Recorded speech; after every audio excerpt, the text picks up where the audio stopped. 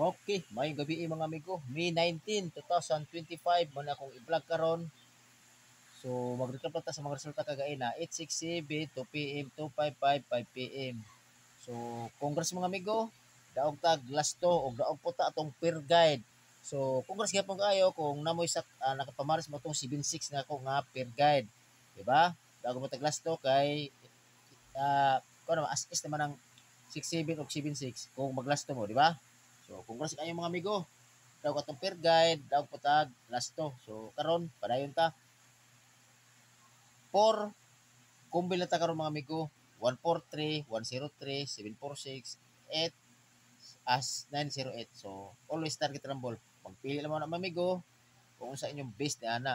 So, pwede ka po maglasto kung mag-pick up mo isa, 43, 34, 03, 30, 4664 o 08 o 80 kung magkuha mo anag isa ka kombinasyon or duha pwede mo maglasto, di ba? I-twist na ninyo lang middle o katong katapusan, di ba? Sorry, ikuan ko.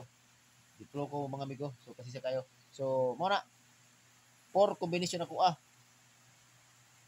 karon na ako ay best pick. Akong best pick pwede mo mag-target o pwede sa mo mag-rumble. Pero mas mayo mag-rumble mo mga amigo.